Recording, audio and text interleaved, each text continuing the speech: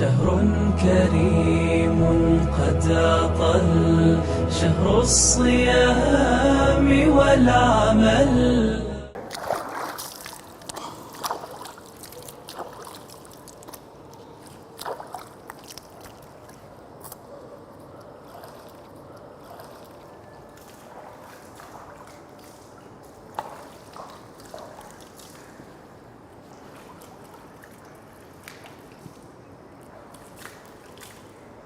अरे सिद्दीकी क्या कर रहे हो और कैसे कर रहे हो? वज़ू इस तरह किया जाता है? अरे कल इतने एहतिमाम से प्रिंसिपल के पास गए थे, अदब से खड़े थे, आज अल्लाह के दरबार में जाना है और इस तरह वज़ू करेंगे? ना सुन्नत की रियायत है ना अदब की रियायत है। वज़ू में इस चीज़ का एहसास ज़रूरी है कि आप अल्लाह के दरबार में हाजिर होने जा रहे हो, उस एतबार से वज़ू करो।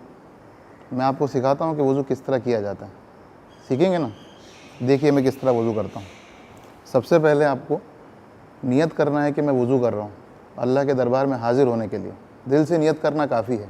उसके बाद बिस्मिल्लाह बोलते हुए सबसे पहले 3 मरतबा ये हाथ धोने हैं। हाथ धोने के बाद कुल्ली करना है, और कुल्ली में मकसद कुल्ली का है कि मुंह साफ़ हो जाए। हुज़ूर पाक सल्लल्लाहु अलैहि वसल्लम ने उसके लिए हमेशा मिसवाक का एहतमाम किया है, और फ़जीलत में ये भी बतलाया है कि उसकी वजह से आपकी नमाज 70 गुना उसका सवाब बढ़ जाता है। और हुज़ूर पाक सल्लल्लाहु अलैहि वसल्लम ने हमेशा उसका इस्तेमाल किया ताकि मुँह अच्छी तरह साफ़ हो। मिसवाक को पकड़ने का तरीका यह है कि आप उसको इस तरह पकड़ें और उसको घसने के टाइम पे इस तरह मलें, ऊपर नीचे ना मलें, ताकि आपके मसूड़े में तकलीफ़ ना हो जाए, और हर मर्तबा उसको धोएं। ठीक है? मिसवाक करने के लिए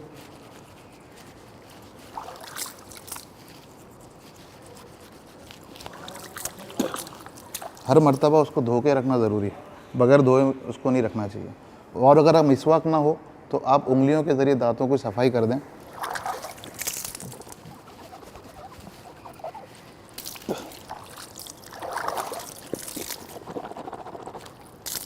कुल्ली करने में एहतिमाम करें ताकि मुंह के अंदर पानी अच्छी तरह घूमे और अच्छी तरह सफाई हो, और ये 3 बार करना है।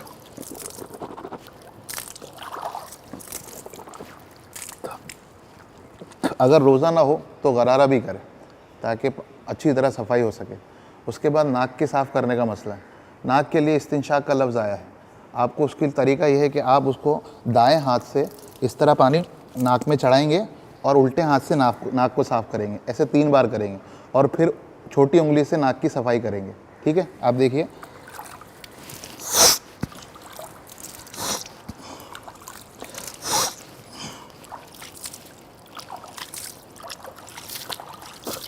उसके बाद आपको चेहरा धोना है। चेहरा 3 मरतबा धोना है। ये बालों जहाँ आदतन यहाँ से शुरू होते हैं, यहाँ से लेकर ठोड़ी के नीचे तक, और ये कान के लौ से ये कान के लौ तक पूरा चेहरा आपको 3 बार धोना है। ठीक है? दाढ़ी आपकी हल्की है तो जहाँ खाल नज़र आ रही है वहाँ तक पानी पहुँचाना ज़रूरी है। घनी दाढ़ी है तो ऊपर के बालों तक ही पानी पहुँचा देना उतना काफ़ी है, लेकिन उसमें भी खिलाल करना ज़रूर सुन्नत है। देखिए मैं किस तरह करता हूँ।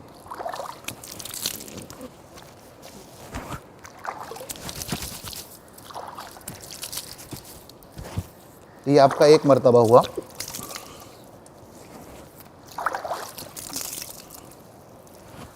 इस जगह पे जहाँ पानी कम पहुँचता है वहाँ पे पहुँचाएँ, और ये कानों के पास ये जो हिस्सा है यहाँ पर पानी पहुँचाना बहुत ज़रूरी है, जो आमतौर पर रह जाता है। और खिलाल उसमें आखिर में ज़रूरी है, सुन्नत है। इसको इस तरह खिलाल करेंगे और अंदर से इस तरह इसको ये निकालेंगे। ये खिलाल का तरीका है। इसके बाद आपको 3 मरतबा हाथ धोना है। हाथ धोने में दाएँ हाथ से शुरू करें और दूसरे बार बाएँ धोएँ, और हाथ धोने में उंगलियों से शुरू करें, उंगलियों से कोहनी की तरफ आए, उल्टा ना जाए। जिस तरह देखिए, कोहनियों तक ये पूरे हाथ धुल जाना चाहिए अच्छी तरह, और उसके बाद उल्टा हाथ, उसके बाद उंगलियों में हाथों का खिलाल हाथ में लें और इस तरह करके आप यहाँ तक ले लें। ये एक ऐसी सुन्नत है जो आमतौर पर लोग करते नहीं हैं, ये सुन्नत है खिलाल करना। उसके बाद आपको सर का मसा करना है। सर का मसे का तरीका ये है कि आप हाथ में पानी लें और उसको, ये जो 3 उंगलियां हैं, इसको सर के शुरू हिस्से पर रखें और उसको पीछे तक ले जाएं। फिर इस हिस्से से आपको वापस आना है, और उसके बाद ये जो उंगली है आपकी, उससे कान साफ़ करने हैं, और इस वाले हिस्से से आपको कान के पिछले हिस्से पे करना है। और ये जो वाला हिस्सा है, इससे आपको गर्दन का मसा, गला का मसा करना मकरूह है, लेकिन गर्दन का मसा करना सुन्नत है। आप देखिए मैं कैसे करता हूँ।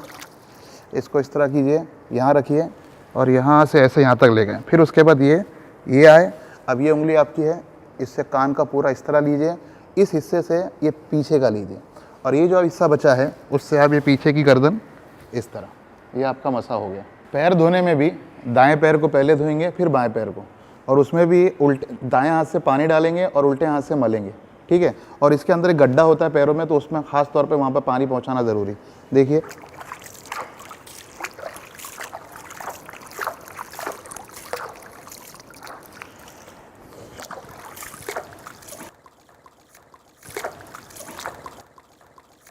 पैर धोने के बाद यहाँ पर भी खिलाल की सुन्नत है। तो खिलाल का तरीका यह है कि आप पानी लें और इस तरह पानी डालते जाएं और खिलाल करते जाएं। हालांकि पानी पहुँच जाता है, लेकिन ये एक सुन्नत है।